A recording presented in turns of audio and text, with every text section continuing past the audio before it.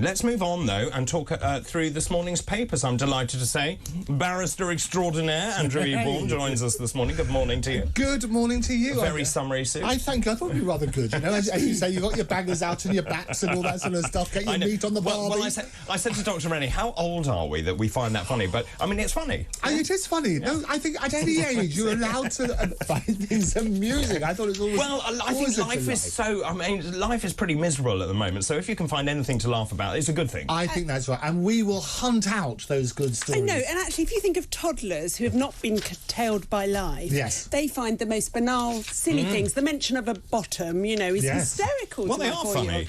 I know, but then we get squashed, don't we, by life into, you know, just being sensible. We do. It's time we should laugh. We should embrace. Throughout history, we laugh at bodily functions, from Chaucer to Shakespeare to other bits and pieces. Absolutely, we can do it in a cultural way as well, with appropriate references. Right. Let's move on and talk about the papers. I mean, I've had lots of messages saying about Phillip Schofield. Some people don't want to know anymore, but it's really difficult when it's on the front page of pretty much every newspaper. And you're absolutely right, because what you're going to do, if you're going to do a paper review, you'll be amiss if you don't turn around and say what virtually every paper says. If we only review the Observer, we'll be okay. Can I put a different spin on it, though? Yes, that's odd, isn't it? There's no mention in the Observer. And good for them, but actually, it's rather like the Independent would never cover royal stuff, would they? You worked on that sort of basis. But it's happening in the world, and it is extraordinary with all these other stories that they're still there. But, I mean, we'll run through them very quickly. Schofield lover was just 15 when they met. The problem with all of this is all about sensation, isn't it? You sort of turn around and say,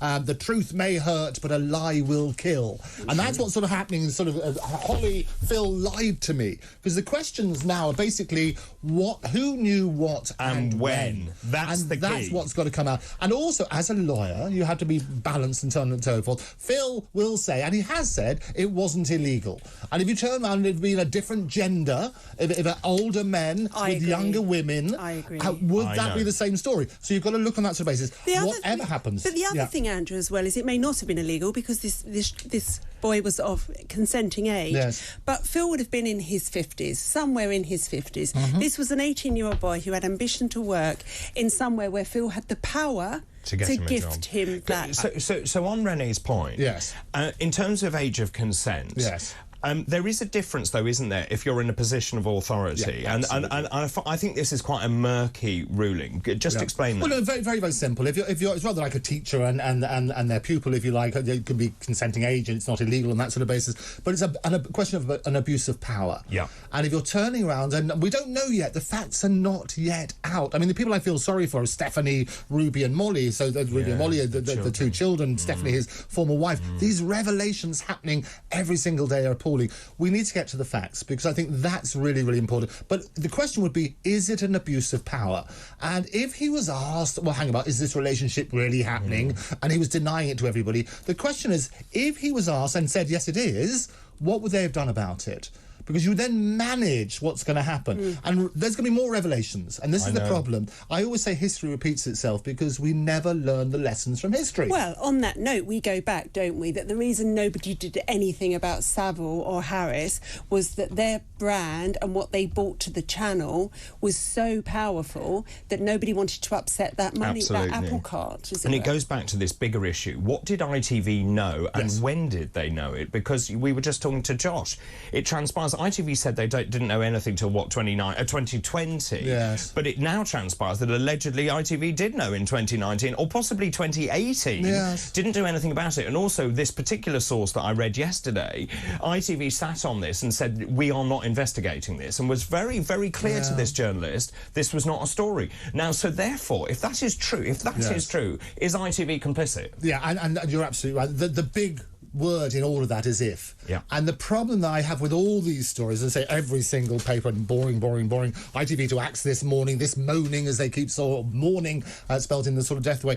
The problem is that everything is speculation at the moment. What we need is full and frank disclosure, so we can work out who knew what when, if it was brought to their attention, or should they have reasonably suspected that this was happening. Because as I understood, they met, according to the Mail, I think it is, when he did a boy was concerned. A presentation at a school. The boy was 15. He wanted to get into television, and with Phil's help, he got into television.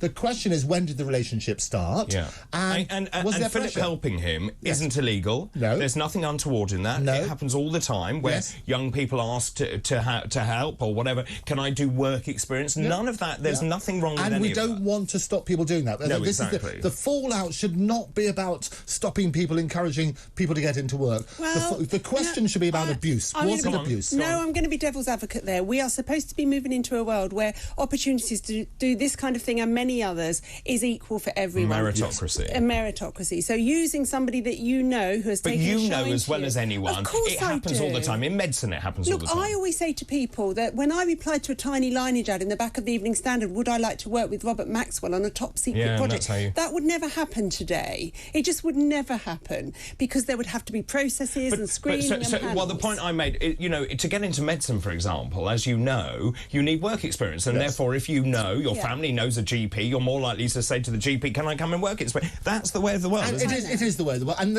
I agree with you on meritocracy, but you can only get a certain number of people. I know. If we didn't know people, you work on that sort of basis. So how do you get involved in television? It's not a meritocracy. It can't be that's the only thing. You have to know somebody who can introduce you and work on that basis. So just very quickly, just to wrap this up. Yes. We think there are more revelations still to come. Guaranteed. I mean, ITV's clearly having crisis meetings. They're worried about the share price, obviously, advertising revenue, all the rest of it. How does ITV win? Very simple. The recommended way to go forward is say, hang about, it's a toxic brand now. It's this morning or ITV? Oh, see, that's the difficult. They had to control the narrative. What I always turn around is just own the story, reveal the facts, whatever they are. Say, this is what we knew, this is what we did as a result of it. I think this morning, as a magazine show, as institutional as it was, it's very difficult because anybody who sits on that now, when they're asked a particular question, are going to always go back to that story. Having a magazine show in that slot on Talk TV and others has got to make sense, but this morning as a brand, I think they should look at that and see whether that makes sense going forward. Interesting. Let's move on actually let's take a quick break. We've got so much to get through. Let's take a quick break. Andrew, don't go anywhere for the moment. I wouldn't dare. Oh, perfect. Okay, let's take a break. This is Talk TV.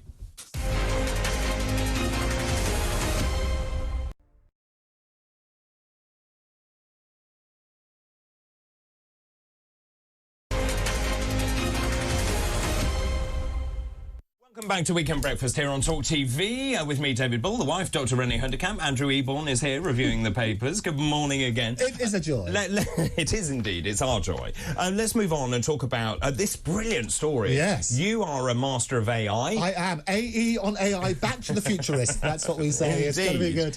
But I love this story. Yes. It's about harnessing AI, because Renée and I Even I love it. Yeah, I know. Converts.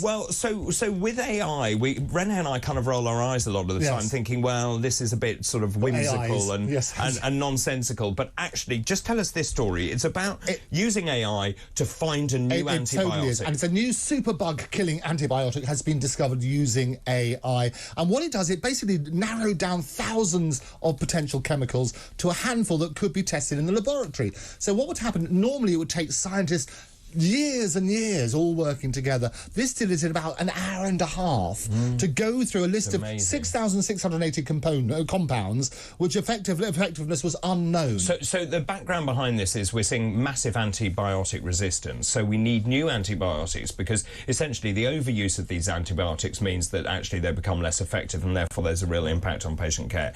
So we need these new antibiotics. You could no way trial 6,680 of them. Yeah, absolutely right. And if you look at the damage at the moment, more than 1 million people a year are estimated to die from infections that resist treatment with antibiotics. And what AI has also done, it basically discovered the protein folding as well, you know, working out the future of what we can do with medicine. You now can get 100% of the sequencing of DNA, which means that you can solve diseases. So in a week, every day we have stories about AI. This week has been all about the negative stuff, about Rishi talking about the threats and so on and so forth. We need to understand what it can do. I'm always an advocate for saying these are the positive things. This is one great example of how it can be enhanced, and we're all on board. It is, and one of the problems that the drug companies have in developing antibiotics is that it costs an absolute absolute fortune. We're talking billions, and they don't see that they'll get the return for it. So this cuts out that investment. It isn't needed. Absolutely. What I find extraordinary is because this is so targeted, they found this new antibiotics, which works incredibly well, right? But what is brilliant, it's not broad spectrum. It doesn't kill anything else. Yes. It only kills the bugs they want it to kill. That is game-changing. Absolutely. Isn't it? As predicted. And this is what's going to happen. The more we can embrace AI, and we are one of the world's leaders in it. So people have been calling about put a bit of a halt on it because we're not quite sure of the dangers. What you need to look at is the really powerful stories. And it's always say it's about the narrative. What we can do is turn around, don't be scared of it, understand. I always say, Stephen Hawking said it's our greatest human achievement, but also our biggest existential threat. And so part of that is the regulation, to make sure it doesn't fall into the wrong hands. It's used appropriately as well. Yeah, I think the best example is if you have a fork, you don't regulate a fork, you regulate the use of that fork. A fork can be used for eating spaghetti, but it can be used for stabbing you in the back, like a lot of people in television. So you're not allowed to take one on a plane. And so you look at that as a principle. AI should work in the same way. Understand how it works, regulate it, not just in terms of its use, but in terms of things like copyright and so on and so forth, and then you're in a powerful position. But this is a great AI story in a narrative at the moment about the negative stuff. So look at the positive things. Brilliant, brilliant story. Let's move on. What's next? Well, I'll tell you what, I talk about brilliant stories. I wanted to sort of growing old disgracefully, and the older generation. People always have been so... That's my mantra. I know. Don't we love it? God is a G-O-D. It's hilarious. So I wanted to find some positive stories, and they've been so many that you can look at this sort of stuff. So the over 50s are on board to tackle the classroom crisis. Now, what's happened is that staff shortages in the classroom have become common complaints since the end of the pandemic, and basically in just 28,991 joined the profession, which was down from about 37,000 in 2021. There has, however, been an increase in the greys, if you like, amazing greys, the older people who can bring their experience to the classroom. And so that has actually increased by 4%. So I think that's 4%. So it's a big increase. So 1 in 5 are now over 50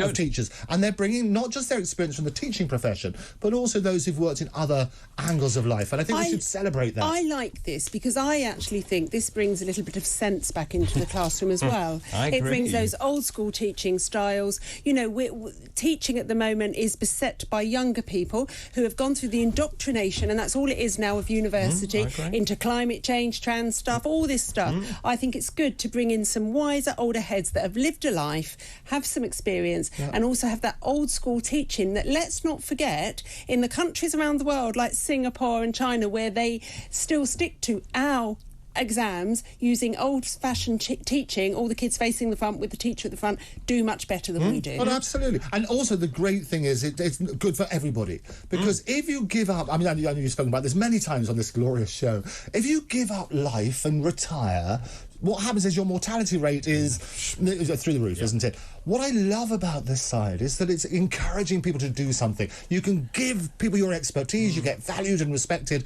and that's going to work well for everybody. So it's always struck me as very odd that when you have a careers teacher who's never had a career trying to give you advice, well, it's true. It's 100% true. Absolutely. I never understood this. When I was at school, our careers master was a chemistry teacher, so he'd never actually done anything apart from being a chemistry teacher. So how can you tell me what the best jobs are? Well, surely that's a career plan, to be a chemistry teacher. Yeah, no, I agree, but what I mean is having older people who've maybe worked in finance or indeed who've done other things, who go back into those schools and actually can open, maybe they ran a shop, maybe they ran, you know, a chain of stores. And it's real life education. This is what I like, because people say, I learned Latin and Greek at school, and people say, how does it use? Well, it's actually incredible for languages, very powerful. But actually, if you'd learned life skills, learn how to do business, learn how to do real problem solving, that sort of stuff, with AI as an amazing tool to help you, that could be really powerful. And I think for children, they love the idea. If you set them a task, for example, to say, imagine that you're running this store, and then you give them problems to solve like that, real world problems, suddenly education's much more interesting. Yeah.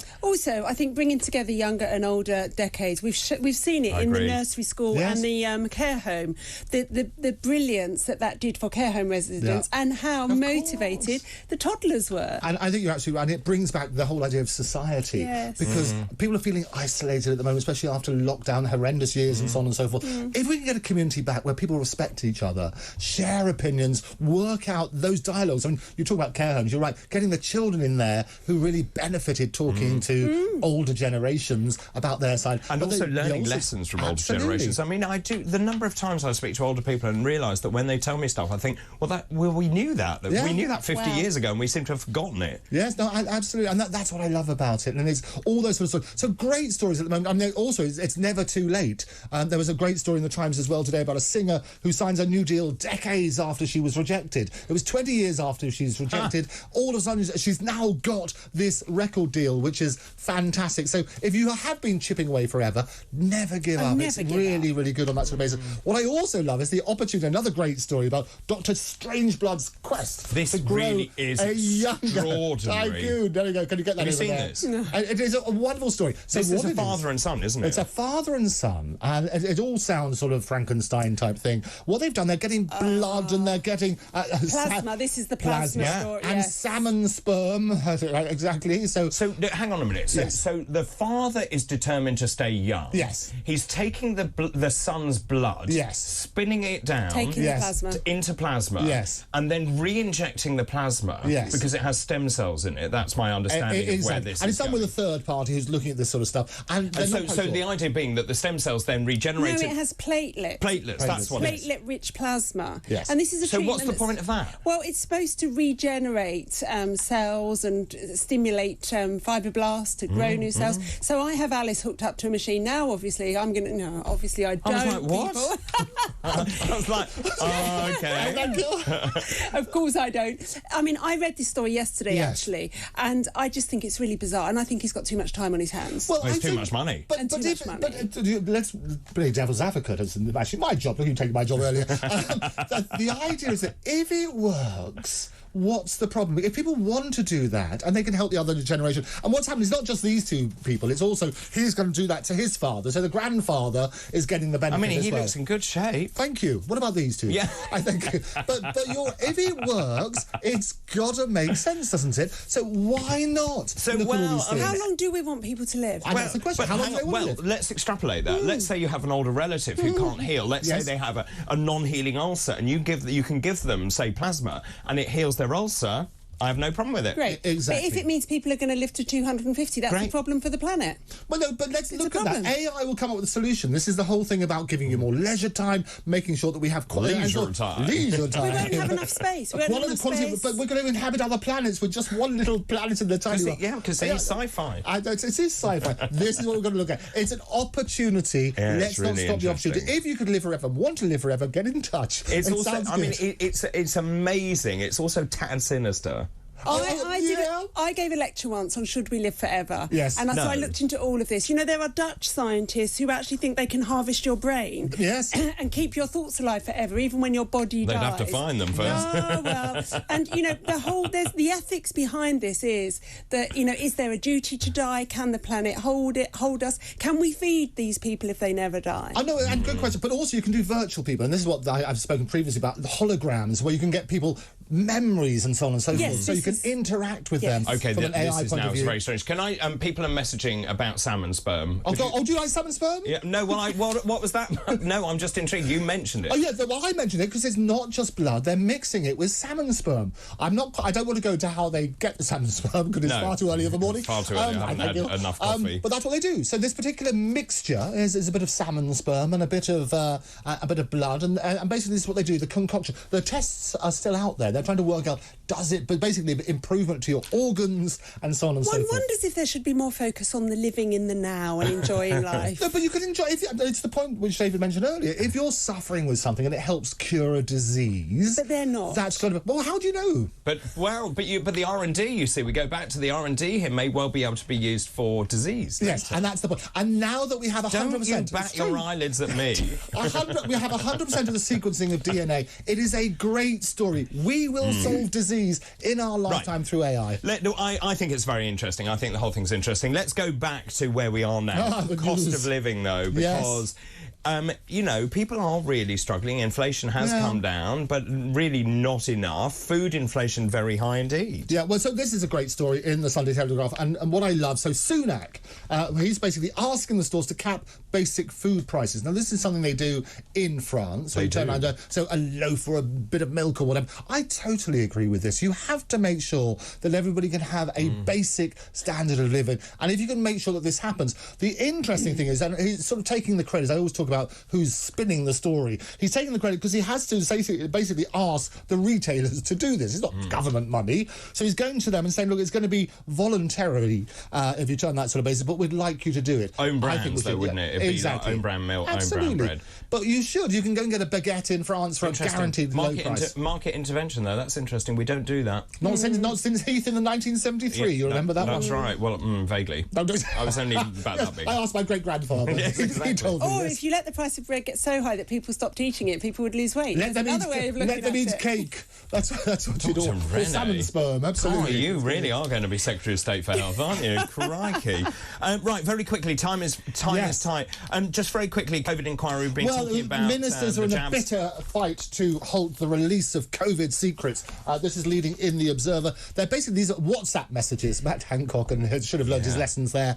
What they're trying to do is to look at all these WhatsApp messages. So the inquiry is about to start. They need this evidence, and as part of that evidence are these WhatsApp messages. I always say that whatever you write, whatever you say to anybody, will one day come out and work on that basis. We need this evidence. Well, so really interesting. I was talking to Isabel Oakeshott about this because obviously she got hold of Matt Hancock's messages, and her view was she's got 300,000 WhatsApp messages. But there are big gaps, and there are huge gaps. But not only that, the time taken to trawl through these WhatsApp means that that inquiry will never report. So let me give you a clue. The clue is in AI, and you can turn. No, you can.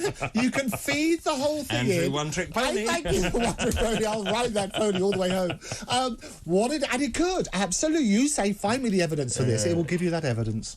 Okay, if you say so. And I think we've got time. Can we do the last one? Yes, that's what I'm going to do. Well done. Yeah, very good. Could do with the last one. Great minds. So I actually heard this story this morning on the radio. Tell us about what the King's been up to. Oh, so he's turned down, basically it's in the Times, front page of the Times, he's turned down the heating on his swimming pool to save this sort of stuff. So it's apparently freezing. Yes, so the staff swim in this pool, don't they? They do. And they've noticed that their assets are a little bit frozen as a result. And I'll tell you what, it's working on that sort of basis. That's so interesting. So I just love the idea of the King fiddling with the thermostat. I mean, the point is, my understanding was that the cost of heating anything is if you have huge gaps in temperature, the differential. So actually turning it down probably doesn't save that much money. I don't know. And couldn't he put up a couple of solar panels to heat the pool? Also, who wants to swim in a cold pool? Exactly. No, actually, it's really good for you. I don't care. You go in a sauna first and you go in there ice cold. It stimulates all your body. No. They've also got that great cartoon. But there again, Renée swims it only in 30-degree heat. Oh, is that right? Yeah. And then there's a cartoon on the front of Times as well saying in the deep end is what it says because they're so cold. So it's got to be good. I love that. Well done, Charles. He's got to do that. Turn down your swimming pool. You know, I think he's a miserable old sod. Sorry. Depreciation of royal assets. Thank you. It's very good indeed. Thank you, Andrew. Always a pleasure. I love it. Really good to see you. Thank you very much indeed. That's Andrew Eborn, their barrister extraordinaire who's obsessed with AI.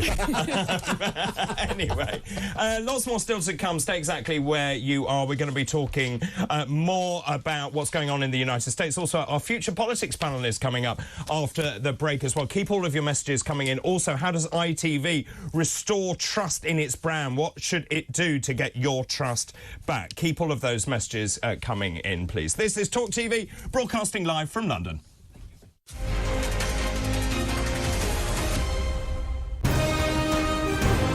This is Talk TV.